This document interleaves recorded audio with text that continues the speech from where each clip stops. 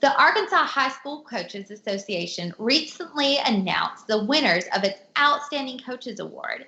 Two of Conway's own were recognized, Coach Salty Longing and Coach Craig Connor. Levi Gilbert spoke with the two recently about the awards and what coaching in Conway means to them. Coaches, thanks for joining us here today. I guess we should start off by addressing the socially distanced elephant in the room. We are, of course, conducting this interview social distancing. It's been a strange couple of months for us, but just wanted to check in and see how you guys have been handling these weird times. A lot of 4th and 7th grade math at my house. A lot of downtime, but we're making it. We're making it. Yeah, same at ours. I've become a full-time educator at home, as well as, doing the classroom online. So it's interesting, that's for sure. Yeah. Now, both of you got to experience some really incredible runs by your teams back in the spring. Of course, you with the boys basketball team, and Coach Connor with your boys swim team, both winning state championships. We've had a few months of distance from that. Anything, now that you've had some time to decompress, anything stand out from those runs that you maybe didn't notice when you were in the thick of it? Oh, I don't know. I guess we've had more time to reflect than what we've probably needed to, But I mean, I don't know.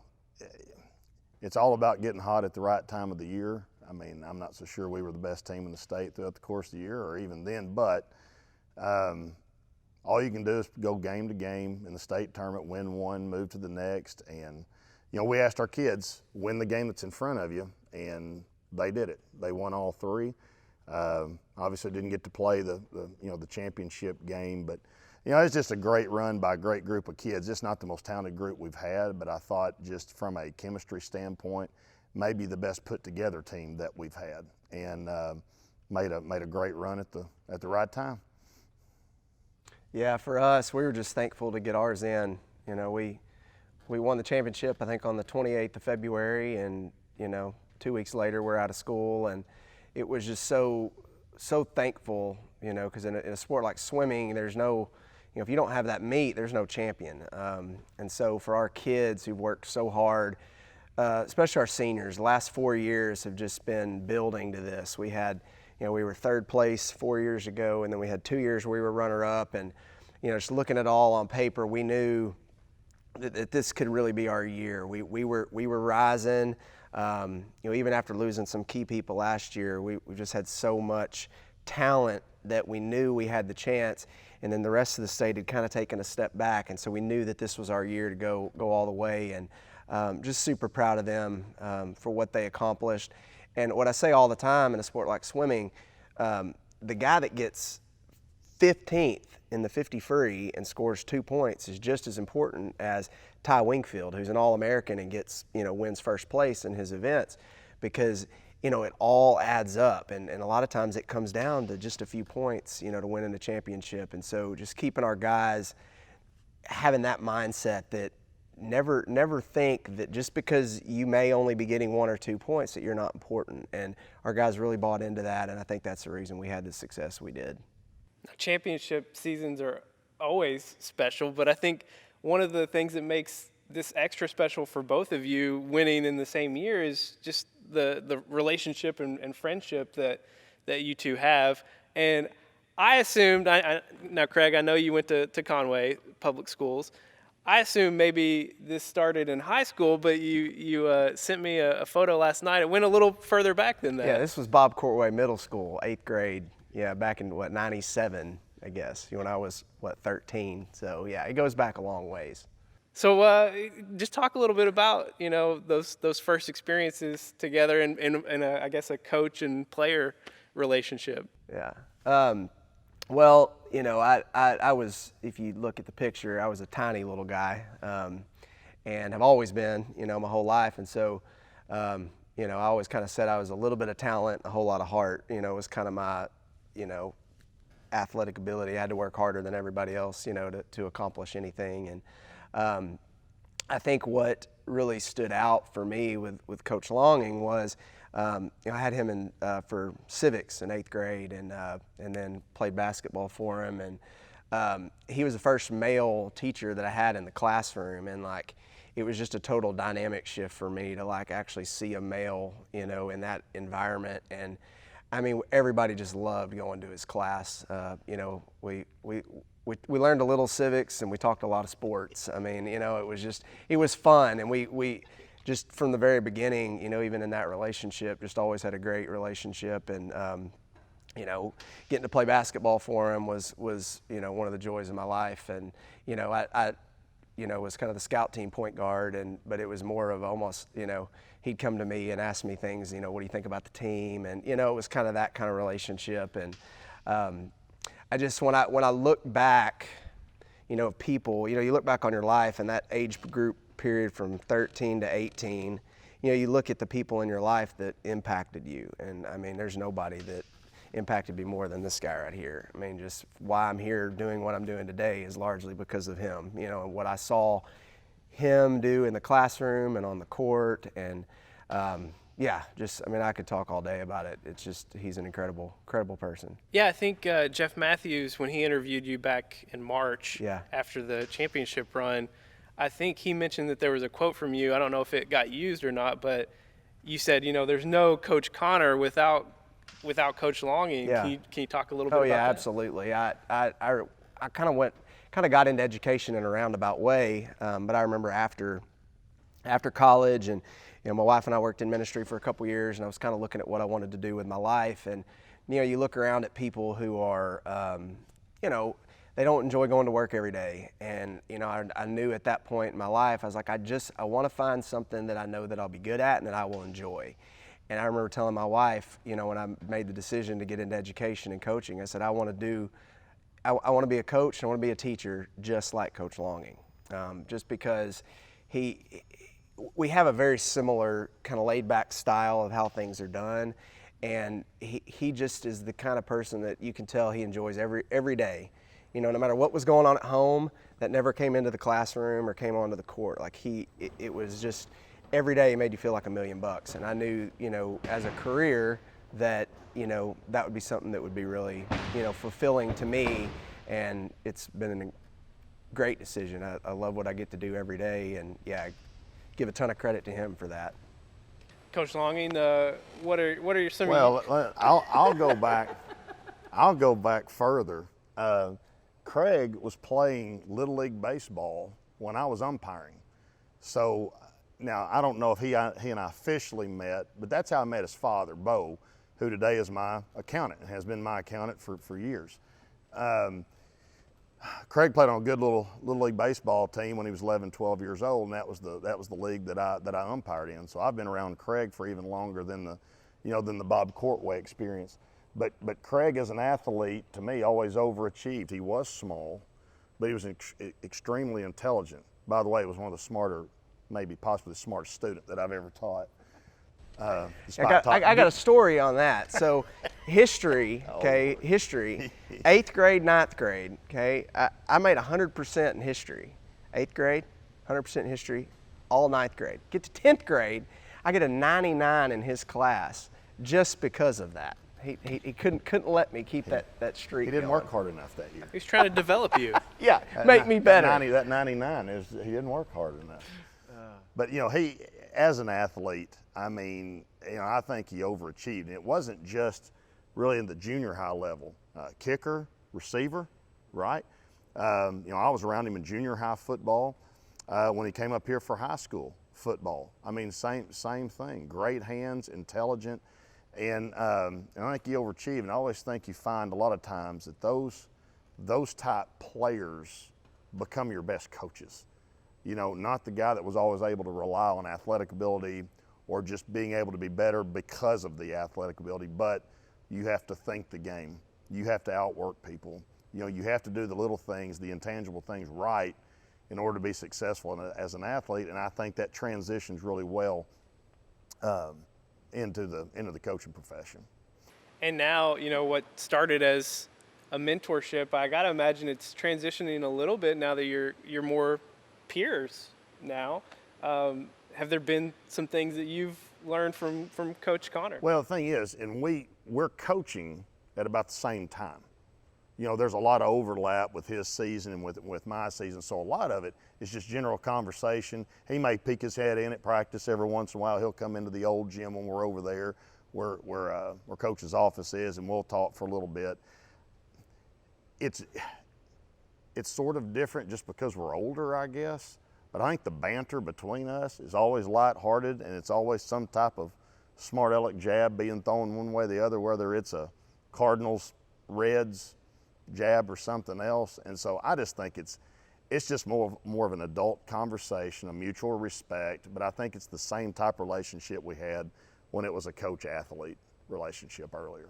Yeah, and I said that. I think I told my dad, back when I was 13 or 14, I said, I really think if I was 10 years older, that Coach Long and I would be best friends. Like, it was just because it really was like that.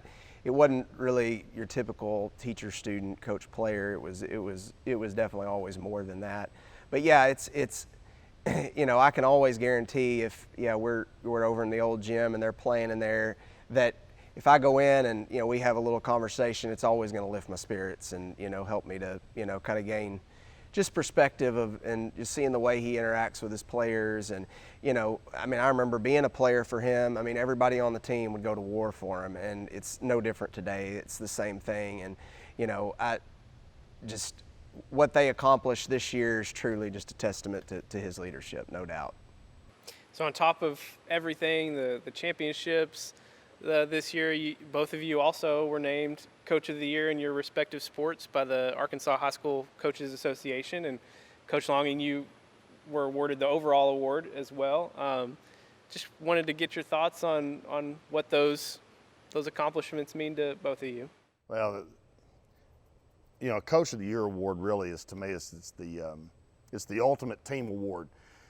Your best coaches, in the world can put in, basketball-wise, can install the best offense, install the best defense, and whatever. But, if kids don't make shots, if they don't get rebounds, if they don't get stops or whatever, you don't win the game. And, it's coaching awards are team-driven and they're player-driven. There hasn't been many coaches win Coaches of the Year with below-average talent, and and more than likely you're going to win some type of championship or come close. And, it's an honor, and it's humbling. It really is to be recognized. I think both of ours were peer-driven. That was voted on by other coaches, which I think does make it, a little more special. And the Lowell Manning Award, I'll mention real quick. I didn't realize, I really didn't know what the award was. And, they asked me to go on the AAA website, look at it, look at your past winners and so forth. And so I was just kind of scrolling through the list, and I noticed that, the only other coach to win it was James Bates. And which, for me, made it really special. I've assisted James for over 20 years at the junior high and at the high school level.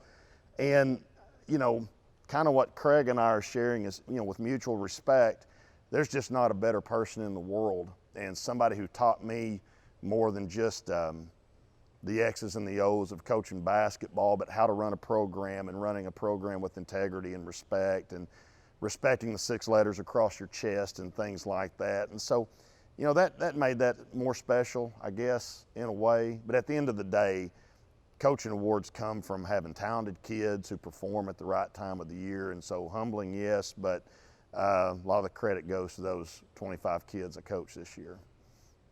Yeah, and I think when you look at an award like the Coaches Association, it does mean a lot when you know that people you interact with throughout the state, and during the season, consciously chose you. It just makes you realize that you're doing things the right way. And, I laughed when, those awards came out. It's like, if I got to lose, the overall coach award to anybody, it's going to be, Coach Longing, absolutely. And, I kind of said that about the state championship. It was like, it's going to be pretty cool to be the only, boys team to win a state championship. And then they go on their run, and I'm like, hey, I'll be glad to share it with Coach Longing. But yeah, it is. It's truly humbling, but kind of echoing what he said, it's especially in a sport like swimming, my job as a swim coach is more of a I'm more of a statistician. I mean, really, it's looking at numbers and putting people in the right positions and figuring out where they're going to help us. And, I've just got an incredible group of assistants that help me, the club teams that train the athletes. And, every time I get asked about this kind of thing, like I have to mention those guys, what Coach Mannion did and, Coach Brunell from the Conway Crocs and Coach Hall over at the Aqua Kids. Without those guys, this doesn't happen because, they're the ones that know swimming. They know the ins and outs of it. I was never a swimmer. Kind of fell into this job. That's another long story, but it's, been a sport that I've fallen in love with because I'm good at my role in that. But, my piece is only just a little part of it. And yeah, like you said, with the athletes, we've got, I know we got 2 or 3 kids that are going to be, individual All-Americans, and then you've got a couple relay teams that are going to be All-Americans, and it's hard to lose and hard to, when you've got that many All-Americans on one team, and it's just a testament to the talent that we have at Conway and just our administration, the resources they give us, and just the support. We're blessed to coach here, no doubt. All right, we'll get out of here on this one now. Coach Longing, I know you have the nickname Salty, but I've heard a little rumor. I can't really tell where I might have heard this rumor from, but I heard that Coach Connor, you might have a nickname of Mickey or Bulldog. Do you care to elaborate on that? Yeah, so Bulldog came from his brother Chad. I played summer baseball with Chad for a year, and it's been one that's stuck with me from the Longing family for sure ever since. So, over 20 years. And, again, kind of going back to just that whole never the biggest, never the best, but, I was always willing to get in and get my hands dirty, kind of like a Bulldog. Yeah, the Mickey goes back to 8th grade, and that was a good one. Let him expound on that one. Well, we were playing at Pulaski Academy in an 8th grade game, and they came over and told us before the game that it was their final game, and they wanted to announce the entire rosters of each team instead of the starting 5. Well, we had 20 kids. So we were sitting over there, and we just decided, last game, let's have some fun. So I gave all the kids new first names and didn't tell them. And so as they're calling out the starting lineup and then eventually the rest of the roster, you can see every kid just kind of looking at me and then kind of jogging out with a confused look on their face. And by the middle of them calling out the 20, it had become funny. And so, I don't know, Craig just looked like a good Mickey to me. So when Mickey Connor's name got called out, he got to jog out there onto the floor and wave to the crowd. So yeah, we had some great ones. We had Sean Oates was Ozzy, so we had Ozzy Oates, and we were trying to remember them all. Raymond Girdler was Boris. He was Boris Girdler. John Davis was Vern. He was Vern Davis. Yeah, I think there was a Malachi in there. Marcus Marshall, I think, was Malachi. It was, some of them were, pretty basic, and then the further they went, they got biblical it was just, and then, somebody'd do something in the game, and they're like, it's a great, 3-point shot by Ozzy Oates, and he'd turn around with this look on his face, and it was just like, it was classic. But that's just total, exactly right there, kind of captures Coach Longing in an essence. It's never, the game is never too big, it's still a game, and I think that's what is so critical in our jobs is the sports of high school are great, but it's the people, it's the kids, it's developing those relationships and helping kids become, productive adults that, move on into whatever realm, become fathers and husbands and, business people.